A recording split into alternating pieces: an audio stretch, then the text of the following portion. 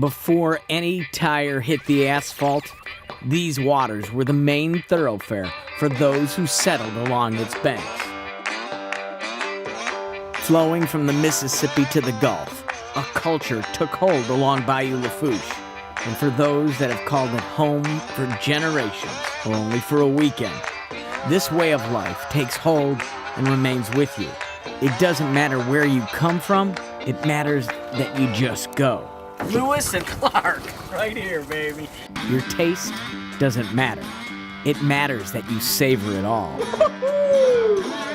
Yeah! Down the bayou, it doesn't matter how you play.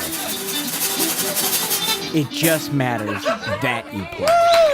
This is everything that we caught today. And we're cooking just several different ways. Literally, we just came off the boat, and we're going to be eating. You're still dressed in the same clothes. I still smell this. Yeah, thanks. Somehow he gets to go out and get a shower. I still smell of fish. Come on, I'm a fancy pants chef. I had to do it. You got to understand.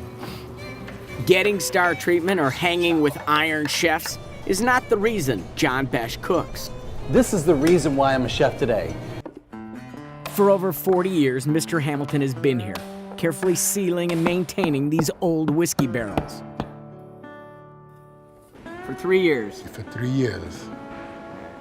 It's gonna burn for a little while. It's gonna burn for a little while. Mm-hmm. Oh, man. Oh. I wasn't sweating till then. What's the nearest fire department to Avery Island? Because I think I got a 4-alarm happening right in here. So my question really is, how can you still talk after putting that in your mouth? My gosh. And right now, you see, I'm cool. You're cool. Yeah. Mr. Hamilton is cool, and he's packing heat. Tabasco heat. The seat I was next to occupy was just inches off the ground at the largest karting track in the United States. This isn't your old lawnmower. This is racing. I gotta go against Scooter. This guy's named Scooter. You gotta be good, right? You got a nickname. I guess we're gonna find out. Scooter. I need a nickname, man. I need a nickname. Go-kart facility is one of the nation's finest go-kart facilities out here. We have rental carts that can be used that are capable of speeds close to 50 miles an hour. You've done this before. Yeah, time or two. All right, Scooter. I need the nickname. Turtle. Turtle. Yeah. All right, that's funny. Turtle. We can come in here and put on a real good show for the spectators. And not only them, but ourselves. If it was showtime, I wanted to be part of it. So I enlisted in the 1st Louisiana Light Artillery and learned the ropes of cannoneering. Fire! Like that? That's what you're gonna feel. All right. They're shooting our sweet little parrot, Roxanne. We're actually doing battery fire, simulating what it would have been during the war when they would have fought back and forth. That had cannons sitting out in the outriggers. And what you're seeing over here is actually the Union soldiers, and they're eventually gonna come over and take over our area here. Not on my watch. Not with Roxanne. My superior officer was not impressed with my first fire. But in time, this soldier got in line. The next generation plays the songs of Mr. DL, looking to hit the right rhythm that will tap into the heart of Cajun music. We played from the heart. So if you can't play from the heart, don't play Cajun music. No, if you can't play from the heart, don't play it. Well, we don't. At least us. If we can't play from the heart, we don't play music. It's played from the heart. I took his advice as I joined the jam. Maybe those 2 chords I played didn't clearly show my affection for those who joined me on my journey in Vermilion. But by reflecting on those moments, for that moment on stage, I was Cajun. Not everybody can become Cajun.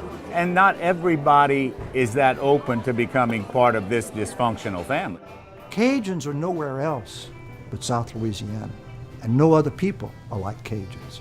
When I think of this most Cajun place, I will think about the story of the people and what they did when they first arrived here in Louisiana. The first thing they did was they knelt in prayer, and then they danced. They danced. The dance continues in Vermilion.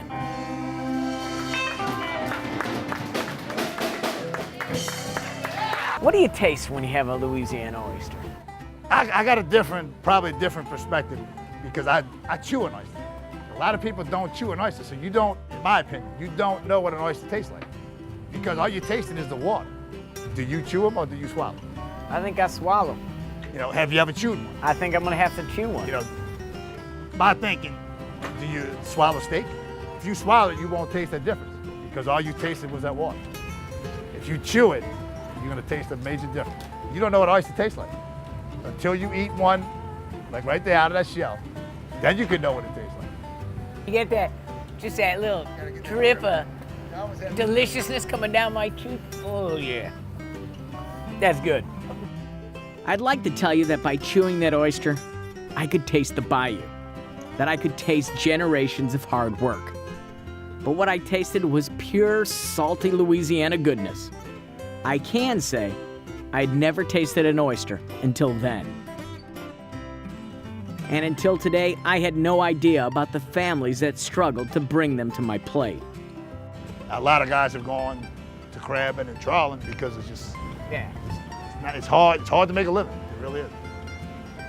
But you got it. Again, I got nowhere to go. So I'll be here till the end. The Abita Mystery House is the reason there are exits on the interstates. It's a roadside attraction that takes you down a quirky memory lane that is filled with southern oddities. In this old gas station, there's the shrine to Elvis, an alien crash site, and a house dedicated to a hot sauce. The Abita Mystery House, aka the You-See-'em Museum, is the reason America used to travel. This is why station wagons were created. Everybody wanted to hop in and go see Buford the Bassigator. A paragon of the weird and animated, this is John Preble's world. It's kind of like I'm the Hugh Hefner of junk. But when is junk not junk? I tried to solve the mystery. If you don't have a sense of humor, you're not going to enjoy it. But if you have a sense of humor, we have jokes at all levels. What did you want to be? You know, and that's kind of one thing we kind of work on a lot, is trying to get that joke on all levels. The Mystery House is a you had to be there joke, a bounty of stuff both hilarious and nostalgic. But I just like stuff, you know. I don't know. Some people don't like stuff. I like stuff. Welcome back to Outside the Huddle on CST. I'm Tom Gregory. Drew Brees is a future Hall of Fame quarterback, an NFL record breaker, a community leader, and a family man. But what about the real Drew Brees? The real Saints insider Mike Neighbors goes deep inside Drew's entertainment cabinet with this week's Saints 6. The British and the Americans were dug into their positions, literally. The British digging canals to float men and supplies, the Americans to build a defensive barrier and deepen the canal in front of it. This wasn't just a little grass knoll. He built something serious, and he was building it the whole time.